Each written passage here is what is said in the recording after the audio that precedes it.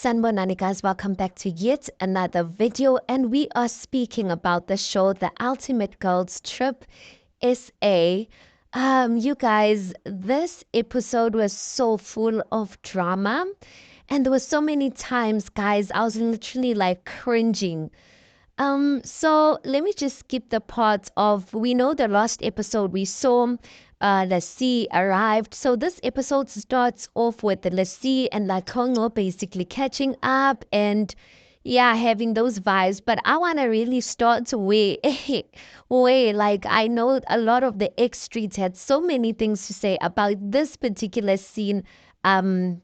In this particular episode, and that is Lassie and Lundi London in the morning decide to go and have like a young Jum session by the beach. Ladies are looking good. Listen, one thing about Lundi London, you guys, her body is banging.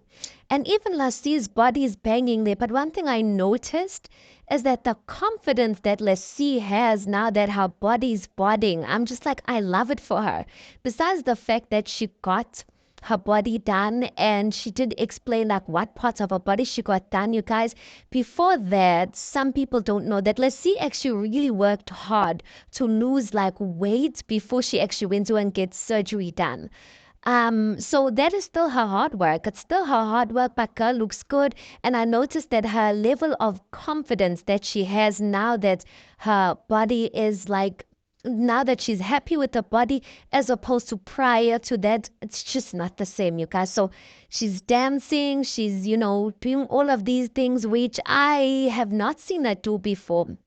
So anyway, yeah, they're having a good time there, and I guess Lassie invited Litabo to come to their young Jumyana session. Litabo comes late, but you guys, when Litabo came, now Litabo has been open that she did get her body done by Dr. Barrett. I don't know how to pronounce that name, Dr. Barrett. I always thought Dr. Barrett, you guys, was some white man and whatnot. When I checked on Google, I was so surprised that it was a black woman whose name is actually Petunia. I'm like, did I get that right? I don't know, guys. Tell me. But I always thought that Dr. Barrett was a male and a white person, even the way we pronounce the name. I didn't know that it's a woman, you guys. I don't know if Google was showing me the right things or what. But all I'm going to say, the Dr. Barrett did Litabo bad, you guys. Because when Litabo was standing across across Lassie and Ulondi London, nah, that BBL and that body was just not giving, you guys. And like that's why I was just like, okay, it's a white person. I'll give them grace because even like where the hips are located on Letabo's body, I was just like, okay, it's a white person. Maybe they really don't understand these things. So when I got to find out it's a black person, I'm just like, nah, man. Those people did Litabo dirty. But you know what? I love the confidence that Ulitabo has because I mean, there's no going back. Also 18, like what is she gonna do unless maybe she goes in for the second time? But you just work with what you have, you guys, and that's what she currently has. So what's the use of sobbing and getting into depression just because, And one thing about Litabo, Yena, in her head, she is a hot babe. And I love that for her, you guys, because beauty is in the eye of the beholder. So as long as what you see, you deem as beautiful and you happy with it, then kudos to you. And then, you guys, we know that the last episode basically ended with the whole thing of Mel and Bev, that conversation that they have. Mel and Bev just at one another's throats. So this episode, we see a conversation where Mel is basically about to call her husband and fill him in. We all know, obviously, she filled him in the previous nights, but for the sake of the show, she's filling him in the morning about what happened last night. My first impressions of that scene, you guys, is that I could see, though Mel was wearing makeup, I could see from her eyes she's not okay and she's been crying.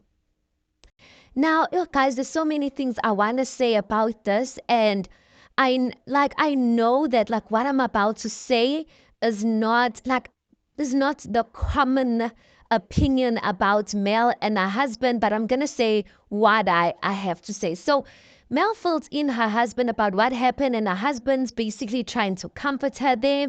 Her husband's basically, to me, yeah, her husband, like to me, it just felt like her husband, like, is too much in women's business. Like, chill, like, you shouldn't be the, like, why are you so much in women's business? And he's basically affirming Umel, which was a beautiful thing, but I'm like, the way he's affirming it for me just gave dark vibes, you guys. So after saying whatever he was saying to make Mel feel better about Bev, like, Bev is the bad person and what, like really dark things that he was saying, he ends up saying that he has good news for her. He has a gift for her.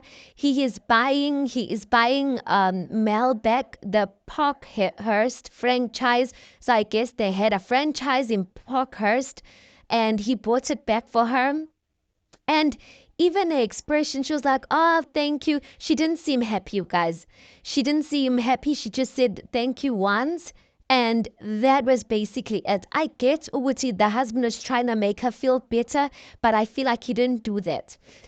Now, my perception, you guys, from that scene, and this is purely my opinion, I have to say that because you never know. Yeah, Mel and her husband, they sue people. So this is my opinion and my observation, you guys, of that scene. I love Mel, you guys. I love Mel. I love Mel.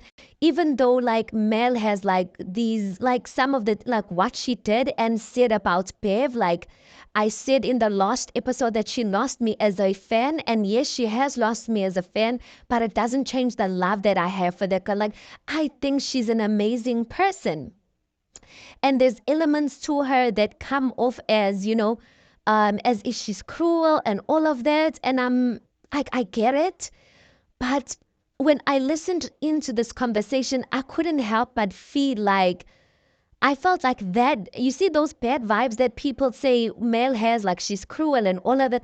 I felt that's about her husband, but instead I felt like her husband is that, and Mel gets to feed off of that energy.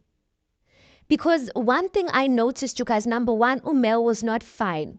And I felt like if she was a type of person that did not feel, she said she felt bad and she was just really feeling like heavy hearted. I felt like if she was the type of person that really did not feel and really like cruel as some people say she is, or cruel as the way she comes off as when she says certain things, I really don't feel she would have cried whole night. I really do feel she felt bad about that. But I feel like, when you feel like someone's attacking you and you feel like, but I've got to stand up for myself because I'm just like, Bev is not innocent in this whole thing. And I'm just like, oh, Bev, ufuna engane. Like, Bev is old to be like attacking Mel, who's way younger than her. Like, what does she want from Mel? So, and then I felt like one thing for me personally, you guys, when I say someone is my safety, I want to be able to talk to someone. And by the time I'm done speaking with them, I need to be feeling lighter. Unless the person's calling me out on my behavior, then that's that. But when I'm done speaking to you, I need to be feeling lighter, not even like I shouldn't be coming out of that conversation feeling even much more heavier or I'm not feeling better. And I felt like Mel did not get those vibes from her husband. She was feeling heavy hearted and she was feeling down, but nothing out of the conversation with her husband, to what I saw from my perspective, made Mel feel any lighter because if anything, he was just making her like, if anything, I feel like he was just contributing to like making Mel feel like you did nothing. And let's be honest, even though Bev started Umel, Mel did do something by responding and responding to something or with something that was very sensitive. And I feel like she did not feel good about that, you guys.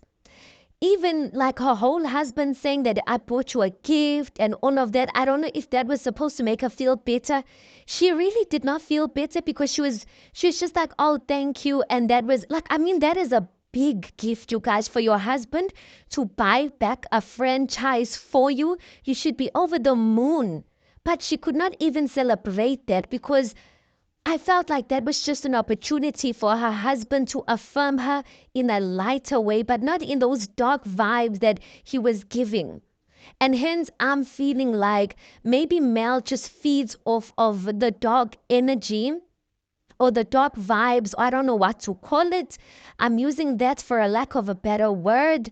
A better word. Yeah, I feel like I don't know how to explain it, you guys. And the tricky thing, when she was having the conversation with Elton, and she opens up about her mother passing away, her father passing away, and her brother, I can easily see how Piet is her world and Piet is her safety because she literally does not have any family. But I just feel like, guys, like if people who say they love us and people who love us are really going to encourage us to be better people, come on, guys. We need to hold people responsible to a certain extent.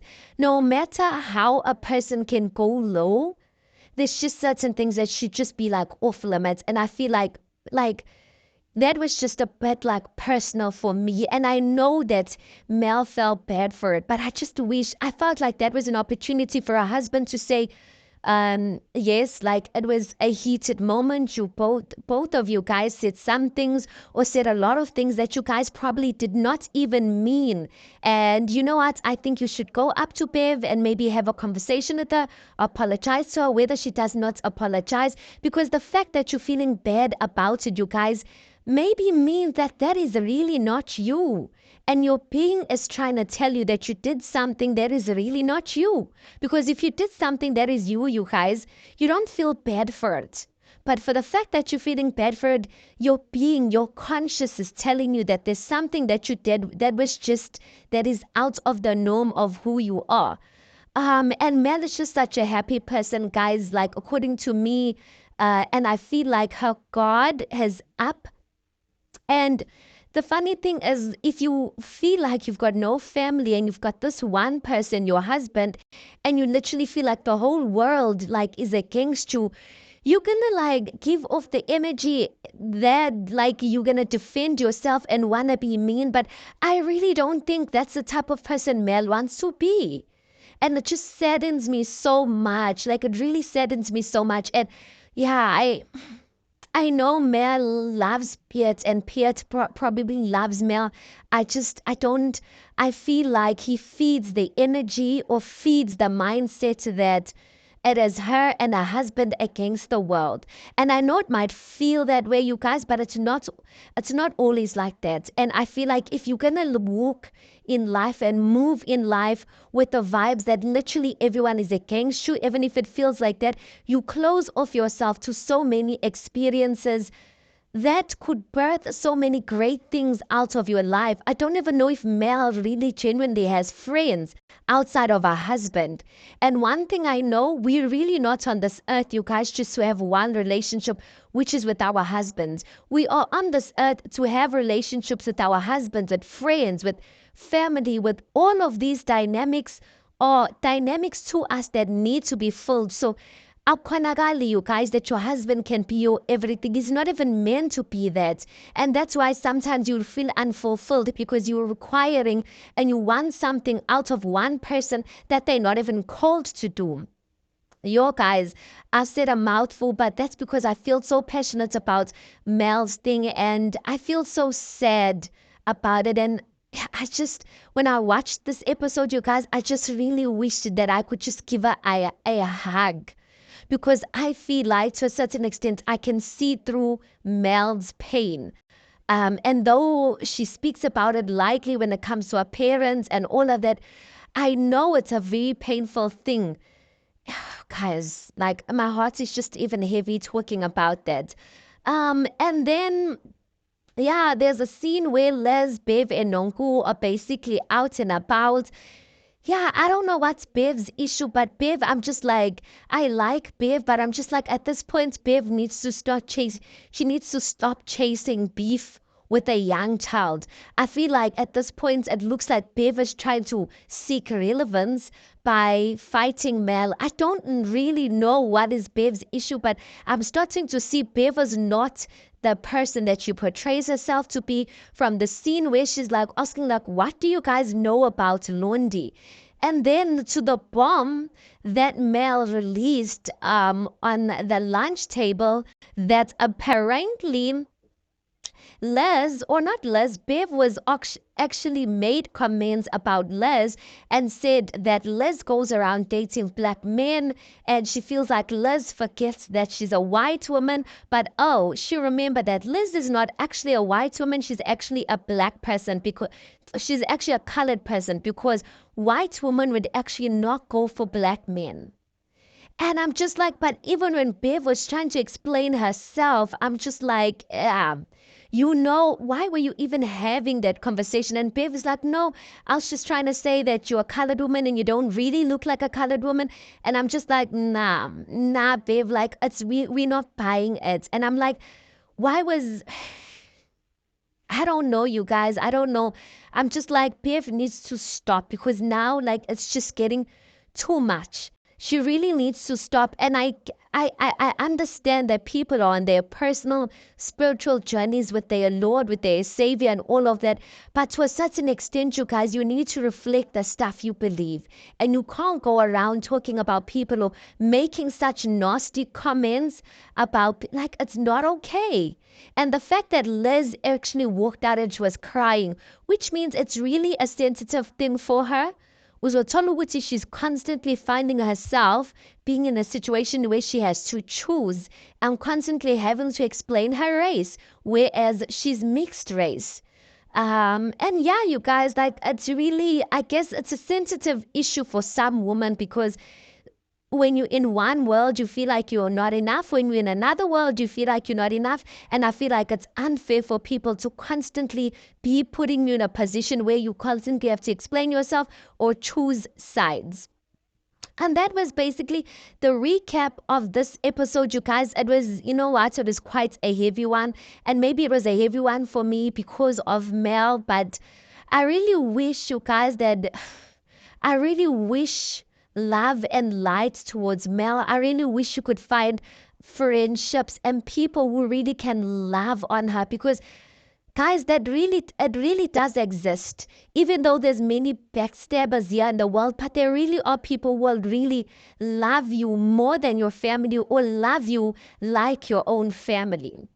And yeah, you guys, I guess that's the recap of the latest episode of the Ultimate Girls Trip SA. Tell me, what did you think about this? Please do make sure you like the video. Please do subscribe. It is absolutely for free of charge. And I'll see you guys on the next one.